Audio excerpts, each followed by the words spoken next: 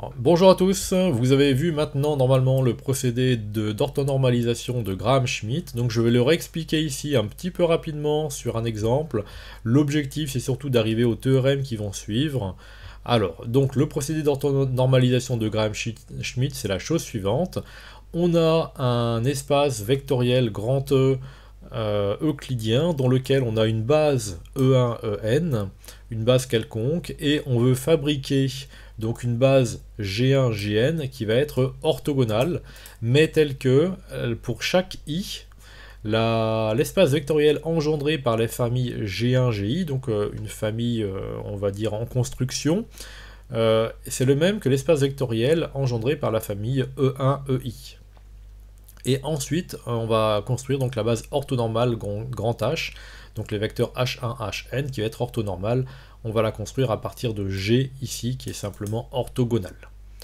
Donc pour fabriquer ceci, on commence par considérer le vecteur G1 qui vaut E1, donc E1 est donné, hein.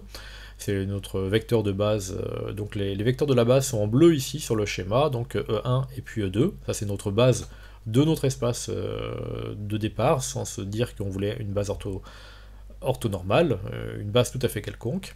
Donc le vecteur G1 c'est le vecteur E1, donc vecte de G1 égale vecte de 1, et ensuite le vecteur G2, donc on le cherche sous la forme G2 égale E2 plus lambda G1. Donc on a E2 plus lambda G1, il faut donc trouver le lambda tel que on ait un produit scalaire nul entre G1 et G2, c'est-à-dire donc de l'orthogonalité, c'est-à-dire que les vecteurs G1 et G2 doivent être orthogonaux. Donc le lambda, pour faire en sorte qu'il soit nul, normalement vous devez connaître la valeur, puisque j'ai expliqué dans la vidéo précédente. Mais si on refait le calcul, donc on va reprouver les choses, c'est-à-dire que vecte de G1, G2 doit être égal à vecte de E1, et puis G2, c'est-à-dire E2 plus lambda G1. Donc ça c'est vecte de E1, E2.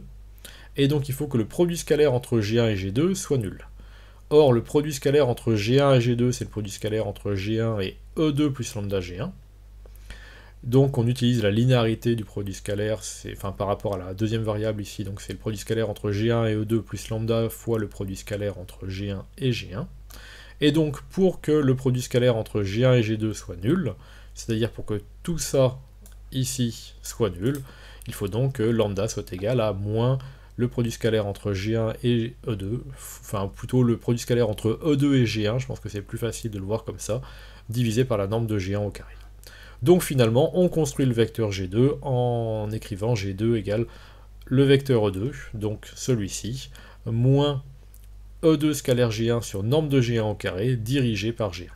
Et donc comme j'avais expliqué, la norme de G1 au carré permet d'éviter de compenser la norme de G1 qui apparaît dans le produit scalaire ici, et la norme de G1 ici qui fait qu'on a des vecteurs qui ne sont pas normés.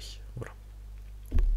Une fois que G1, Gn est construit, donc on va continuer. Donc je réexplique un petit peu le principe ici hein, de l'orthonormalisation de Graham-Schmidt. On suppose que pour tout cas compris entre 2 n, vecte de G1, Gk est égal à, il manque un petit vecte ici, de E1, Ek.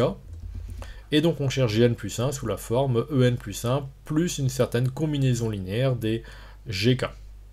Il faut bien entendu que le Gn plus 1 soit orthogonal à chaque Gj pour tout J strictement inférieur à n plus 1, donc compris entre 1 et n. Or, le produit scalaire entre Gn plus 1 et Gi, donc le Gn plus 1, on reprend son expression, c'est le produit scalaire entre En plus 1 plus la somme des lambda k, Gk et Gj. C'est donc le produit scalaire entre En plus 1 et Gj plus la somme des lambda k produit scalaire entre Gk et Gj. C'est donc toujours le produit scalaire entre En plus 1 et Gj, plus chacun de ces produits scalaires là est nul, heureusement, ça simplifie les choses, sauf dans le cas où petit k est égal à j, et donc on a Gj, Gj. Donc tout ceci doit être nul, puisqu'on sait ce qu'on veut, hein, puisque le Gn plus 1 doit être orthogonal à tous les vecteurs précédents. Et donc chaque lambda j vaut donc moins le produit scalaire entre Gj et en plus 1, enfin, le lambda j, c'est moins le produit scalaire entre n plus 1 et gj, divisé par la norme de gj au carré. Donc le nouveau vecteur à rajouter, le gn plus unième vecteur, de la famille orthogonale pour le moment, c'est le vecteur en plus 1, donc on repart de n plus 1, moins une combinaison linéaire des vecteurs précédents, donc la combinaison linéaire des vecteurs précédents est dans vecte de G1, GK, c'est-à-dire est dans vecte de E1, EK, et il manque toujours mon vecte là.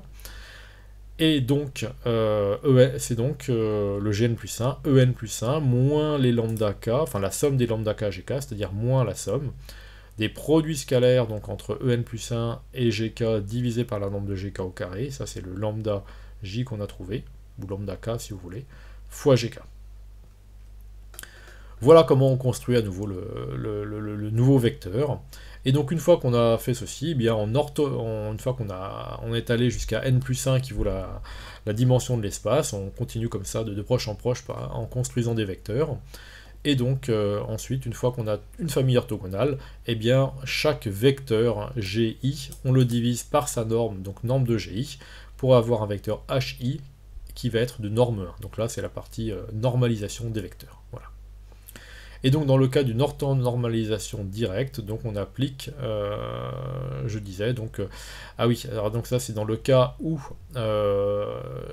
dès qu'on a un vecteur GI, tout de suite on fabrique le vecteur HI, le vecteur de norme 1, avant de fabriquer le GI suivant. Et donc dans ces cas-là, le Gn plus 1, c'est toujours En plus 1 moins, et puis là l'expression est très fortement simplifiée, c'est beaucoup plus agréable, d'où l'intérêt d'avoir des bases orthonormales.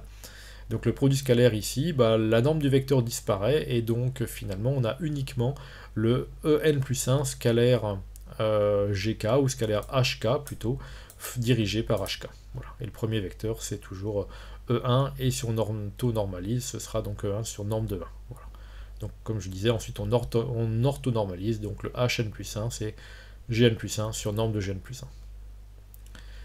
Alors, pour arriver donc à ce théorème 13 et ce théorème 14, donc si vous avez bien compris les choses, normalement c'est gagné, c'est-à-dire que dans un espace vectoriel euclidien, il existe toujours au moins une base orthonormale. Puisque dans un espace vectoriel il existe donc de dimension finie, il existe une base, on peut grâce au procédé de Gram-Schmidt orthonormaliser cette base et donc obtenir une base orthonormale.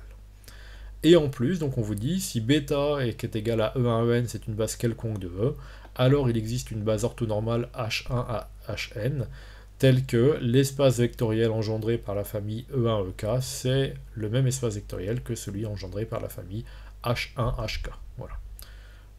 Et alors, donc on a un nouveau théorème, qui est le théorème de la base incomplète, mais version famille orthonormale, donc famille plus base, c'est-à-dire base orthonormale. Alors, ici on considère un entier P qui est strictement inférieur à n, n étant la dimension de l'espace, et puis une famille H1 HP, qui est une famille orthonormale. Donc on a une famille orthonormale, mais ce n'est pas encore une base, parce qu'il n'y a pas assez de vecteurs. Voilà, P est strictement inférieur à n.